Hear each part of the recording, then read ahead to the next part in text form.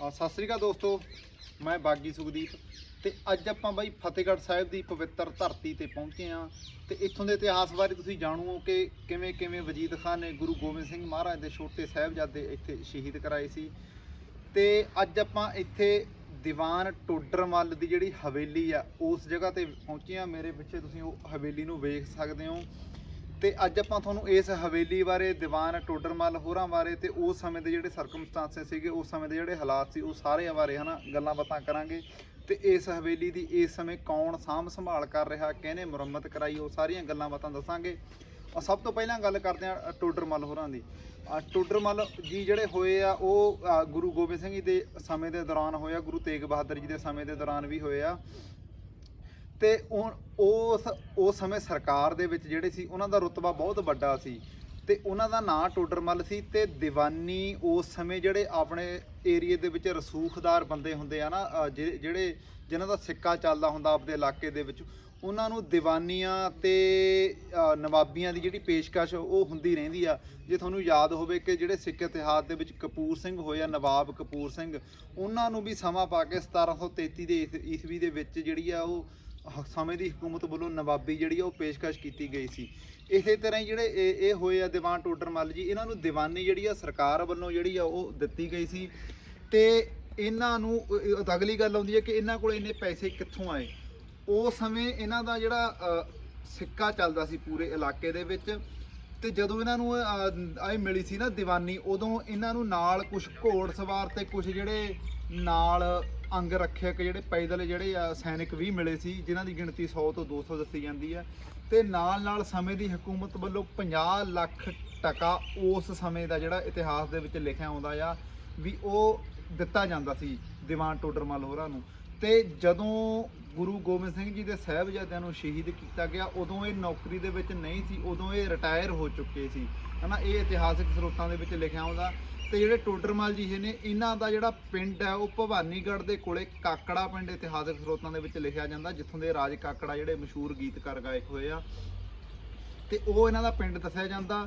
ਤੇ ਜਦੋਂ ਵਜੀਦ ਖਾਨ ਨੇ ਸਾਹਿਬਜ਼ਾਦਿਆਂ ਨੂੰ ਸ਼ਹੀਦ ਕੀਤਾ ਤੇ ਜਿਹੜੀ ਜਗ੍ਹਾ ਖਰੀਦਣ ਬਾਰੇ ਗੱਲਬਾਤ ਤੁਰੀ ਆ, ਤਾਂ ਉਸ ਸਮੇਂ ਦੁਨੀਆ ਦੀ ਸਭ ਤੋਂ ਜਿਹੜੀ ਮਹਿੰਗੀ ਜਗ੍ਹਾ ਦੇ ਰੂਪ ਦੇ ਵਿੱਚ ਗੁਰਦੁਆਰਾ ਜੋਤੀ ਸਰੂਪ ਸਾਹਿਬ ਬਣਿਆ ਹੋਇਆ ਜਿਹੜਾ ਉਹ ਖਰੀਦੀ ਗਈ ਜਗ੍ਹਾ।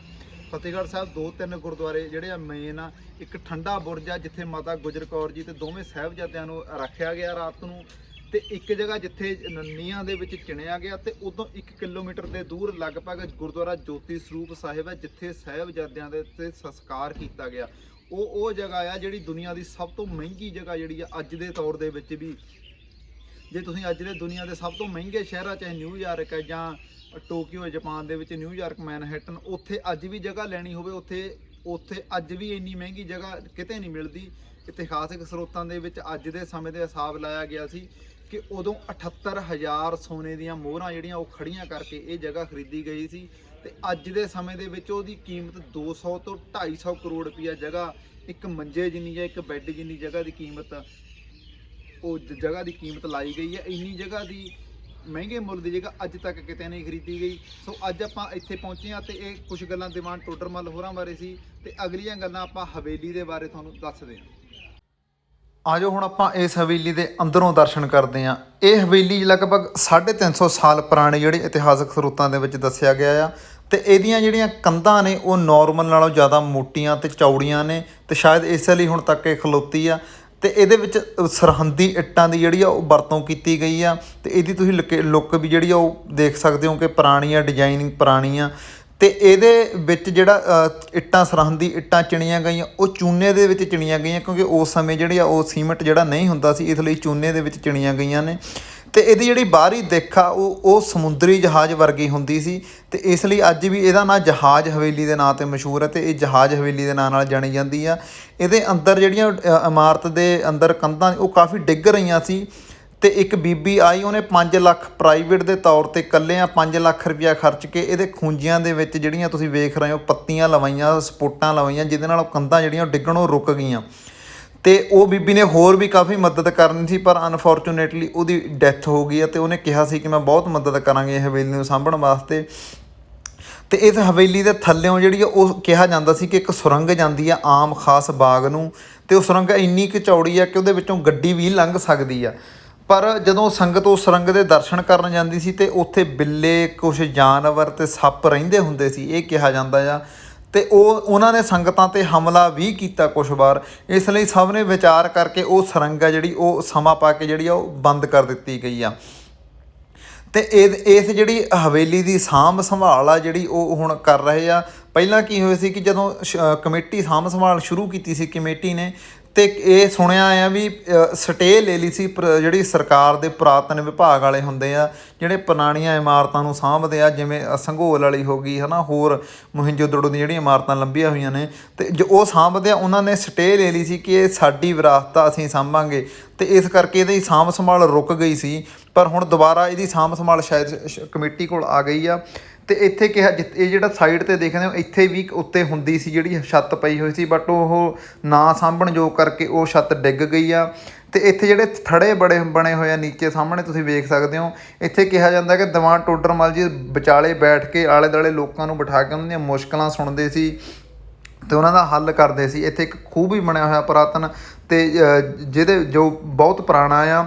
ਤੇ ਇਹਦੀ ਇਸ ਸਮੇਂ ਇੱਕ ਸੇਵਾਦਾਰ ਜਿਹੜੇ ਉਹ ਇੱਥੇ ਸੇਵਾ ਕਰਦੇ ਆ 30-35 ਸਾਲ ਤੋਂ 40 ਸਾਲ ਤੋਂ, ਤੇ ਉਹ ਕੀ ਗੱਲਬਾਤ ਕਰਦੇ ਆ, ਆਓ ਆਪਾਂ ਉਹਨਾਂ ਨਾਲ ਵੀ ਜਿਹੜੀ ਗੱਲ ਇਸ ਹਵੇਲੀ ਦੀ ਸਾਂਭ ਸੰਭਾਲ ਪਿਛਲੇ ਕਈ ਸਾਲਾਂ ਤੋਂ ਇਹ ਬਾਪੂ ਜੀ ਇਹ ਬਜ਼ੁਰਗ ਕਰਦੇ ਨੇ, ਤੇ ਇਹ ਕਿਵੇਂ ਕਰਦੇ ਨੇ ਇਹਨਾਂ ਨਾਲ ਕੁਝ ਗੱਲਾਂ ਬਾਤਾਂ ਆਓ ਆਪਾਂ ਕਰਦੇ ਹਾਂ। ਬਾਬਾ ਜੀ ਵਾਹਿਗੁਰੂ ਜੀ ਖਾਲਸਾ ਵਾਹਿਗੁਰੂ ਜੀ ਕੀ ਫਤਿਹ। ਜੀ ਕਾ ਖਾਲਸਾ ਵਾਹਿਗੁਰੂ ਜੀ ਕੀ ਫਤਿਹ। ਇਹ ਤੋਂ ਅੱਛਾ ਬਾਬਾ ਜੀ, ਤੁਹਾਨੂੰ ਕਿੰਨੇ ਸਾਲ ਹੋ ਗਏ ਇੱਥੇ ਨੌਕਰੀ ਕਰਦੇ? ਮੈਨੂੰ ਤਾਂ 40-45 ਸਾਲ ਹੋ ਗਏ ਜੀ ਲੱਗਿਆ ਨੂੰ।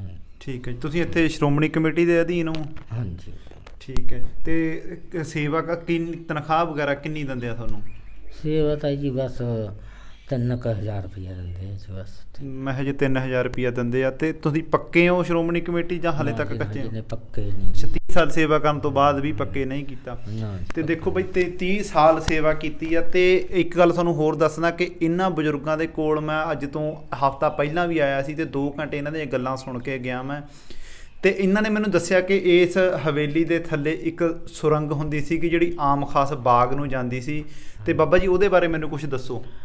ਇਹ ਜਿਹੜੀ ਸੁਰੰਗ ਜਾਂਦੀ ਆਮ ਖਾਸ ਬਾਗ, ਇਹ ਤਾਂ ਕਿਲੇ ਨੂੰ ਜਾਂਦੀ ਸੀ। ਹਾਂਜੀ। ਇਹ ਫਿਰ ਬੰਦ ਕਰਤੀ ਤੀ ਬਾਬੇ ਧੂਰੀ ਵਾਲੇ ਸੰਤ, ਕਾਲੀ ਕੰਬਲੀ ਵਾਲੇ ਕਚਹਿਰੀ ਦੇ ਮਗਰ ਰਹਿੰਦੇ ਨੇ। ਠੀਕ ਹੈ। ਉਹ ਫਿਰ ਸੰਤ ਆ ਗਏ ਤੇ ਉਹਨਾਂ ਨੇ ਫਿਰ ਜਿਹੜਾ ਭੋਰਾ ਵੀ ਬੰਦ ਕਰਤਾ ਤਾਂ ਮਿੱਟੀ ਪਾਤੀ ਦੀ।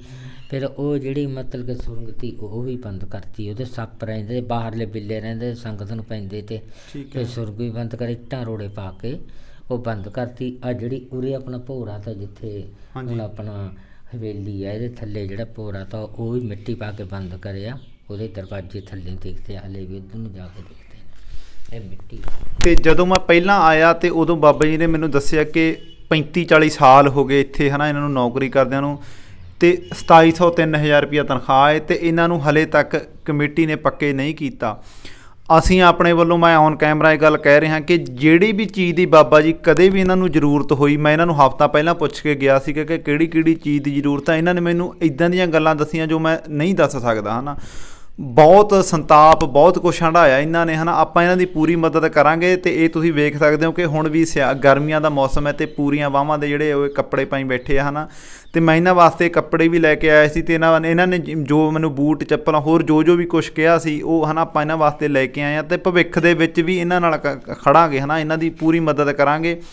ਤੇ ਮੈਂ ਇਹ ਨਹੀਂ ਕਹਿੰਦਾ ਕਿ ਕਮੇਟੀਆਂ ਨੇ ਇੱਦਾਂ ਕੀਤਾ ਜਾਂ ਉੱਦਾਂ ਕੀਤਾ, ਆਪਾਂ ਕਿਸੇ ਨੂੰ ਦੋਸ਼ ਨਹੀਂ ਦੇਵਾਂਗੇ। ਇਹ 40 ਸਾਲ ਤੋਂ ਇਸ ਪਵਿੱਤਰ ਜਗ੍ਹਾ ਦੀ ਸੇਵਾ ਕਰ ਰਹੇ ਆ, ਤੇ ਇਹ ਰੱਬੀ ਰੂਹ ਆ ਹੈ ਨਾ। ਹੋ ਸਕਦਾ ਇਹਨਾਂ ਕੋਲ ਪੈਸੇ ਨਾ ਹੋਣ ਹੈ ਨਾ, ਹੋ ਸਕਦਾ ਉਨੀਆਂ ਸੁੱਖ ਸਹੂਲਤਾਂ ਨਾ ਹੋਣ, ਪਰ ਇੱਕ ਗੱਲ ਮੈਂ ਦਾਅਵੇ ਨਾਲ ਕਹਿ ਸਕਦਾ ਕਿ ਪ੍ਰਮਾਤਮਾ ਦੀ ਮਿਹਰ, ਗੁਰੂ ਗੋਬਿੰਦ ਸਿੰਘ ਮਹਾਰਾਜ ਦੀ ਸਾਹਿਬਜ਼ਾਦਿਆਂ ਦੀ ਜਿਹੜੀ ਇਹ ਬੁੱਕਲ ਦੇ ਵਿੱਚ ਹੈ ਨਾ ਬੈਠੇ ਆ, ਇਹ ਬਹੁਤ ਵੱਡੀ ਚੀਜ਼ ਆ, ਬਹੁਤ ਵੱਡੀ ਗੱਲ ਆ। ਪਰਸਨਲੀ ਮੈਨੂੰ ਬਹੁਤ ਵੱਡੀ ਲੱਗਦੀ ਆ।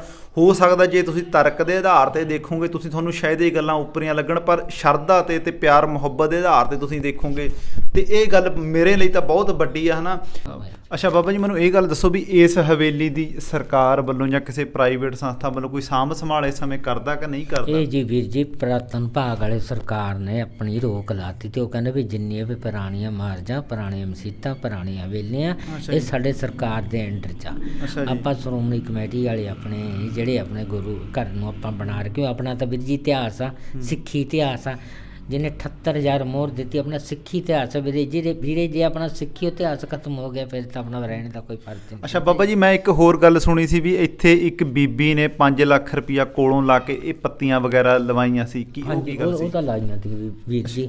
ਉਹ ਬੀਬੀ ਆਈ ਤੀ, ਉਹ ਕਹਿੰਦੀ ਵੀ ਮੈਂ ਬਾਬਾ ਜੀ ਇੱਥੇ ਗਿਰਦਾ ਹੈ ਵੀ ਮੈਂ ਦੇਖ ਕੇ ਮੇਰਾ ਮਨ ਬਹੁਤ ਖਰਾਬ ਹੈ। ਉਹਨੇ ਇੱਕ ਆ ਲਵਾਤੀ ਥੀ, ਮਤਲਬ ਕਿ ਆ ਸਰੀਏ ਲਵਾਤੇ थे। ਠੀਕ ਹੈ ਜੀ। ਇੱਕ ਆਪਣਾ ਸਪੋਰਟ ਵਾਸਤੇ ਉਹ ਪੱਤੀਆਂ ਲਵਾਤੀ ਥੀਆਂ, ਉਹ ਬੀਬੀ 5 ਲੱਖ ਰੁਪਏ ਦੇ। ਇੱਕ ਆ ਆਪਣੇ ਮਤਲਬ ਕਿ ਇਹ ਆਲੇ ਦੁਆਲੇ 4 ਦੀਵਾਰੀ ਕਰਾ ਗਈ ਸੀ।